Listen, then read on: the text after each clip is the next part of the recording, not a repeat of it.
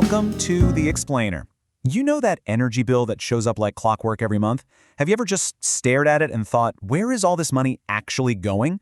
Well, it's a lot more complicated than you might think. So today, we're going to follow the money. We're going to get to the bottom of one single question. Who is really getting rich from your bill? I'll give you a hint. It is almost definitely not who you think it is. The company with its logo at the top of your bill? That's just scratching the surface. All right, so let's start with the most obvious suspect, the company that actually sends you the bill. But here's the thing. The whole retail energy market in the UK has been turned completely upside down. The old Big Six? That's ancient history now. And just take a look at this. We have a new king of the hill. As of late 2024, Octopus Energy has officially zoomed past British Gas to become the UK's biggest electricity supplier.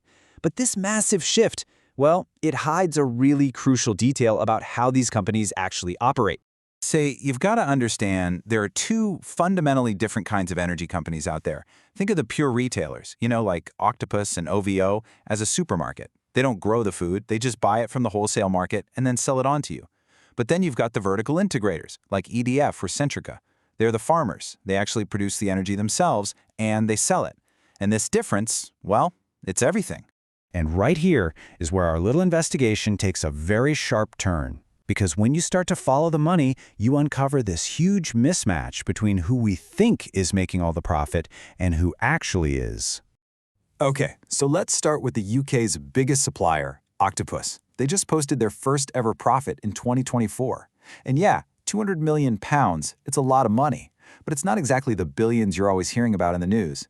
And get this, a lot of that profit doesn't even come from selling you energy. It comes from licensing their customer service software to other companies around the world. Now compare that $200 million to EDF Energy, one of the producers. Whoa, they're looking at profits of over £3 billion. That's more than 15 times what Octopus made. So here's the first big clue. The enormous profits that make the headlines, they are not coming from the company that sends you the bill. And this chart just lays it all out, crystal clear. Just look at where the profits are coming from. For a massive earner like EDF, it's all about nuclear generation. For British Gas, a huge chunk is from adjustments to the price cap. Meanwhile, the actual retailers like Octopus and Eon, they're working on razor-thin margins. The real money, the big money, is in making the power, not just sending you a bill for it. Okay, so that leads us to a really weird paradox. If the biggest profits are in generating energy, and the UK is a world leader in cheap renewables, then why on earth are our bills so incredibly high? And let's start with the good news, because there is some. In 2025, renewables hit a record high. We generated almost half of all our electricity from clean sources. Now, in theory, that should mean our energy is cheaper than ever before, but it isn't. And here is the big twist. That 44% from renewables, that's just for electricity.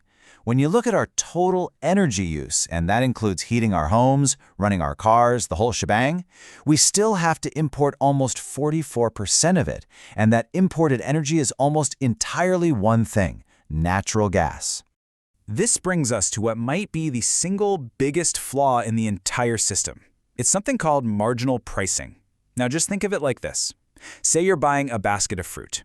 Even if 90% of that basket is full of cheap apples, if you have to add just one expensive imported mango to fill it up, the price of all the fruit in the basket is set by that one expensive mango.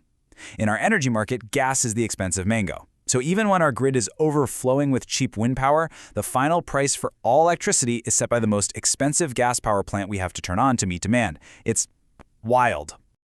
And what makes this situation even worse is our shocking lack of storage. I mean, look at this slide. It is just staggering. The UK can only store about 12 days worth of gas. 12. Now compare that to 90 days in Germany or over 100 in France.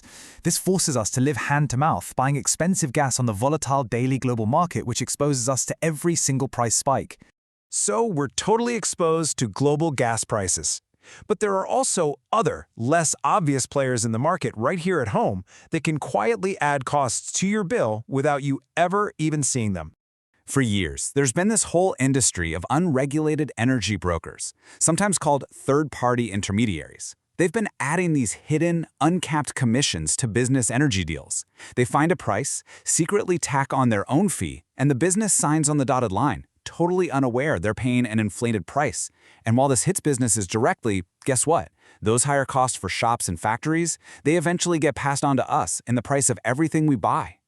So, with a system this complicated, and frankly, this flawed, what is actually being done to fix it? And maybe more importantly, what's being done to stop another crisis where dozens of suppliers just go bust, leaving everyone in the lurch? First up, let's talk about the price cap. A lot of people think it protects them from high prices. It doesn't, not really. It just delays them. A price spike in the spring gets noticed by the regulator, Ofgem, in the summer, and then it finally lands on your bill months later. It's basically a guaranteed future shock that's baked right into the system. Now, to stop that kind of mass collapse of energy companies we saw a few years back, the regulator Ofgem has brought in some seriously tough new rules. Companies now have to hold a minimum amount of money for every single customer they have. And things like green taxes or any credit you've built up on your account, that has to be kept in a separate, protected bank account.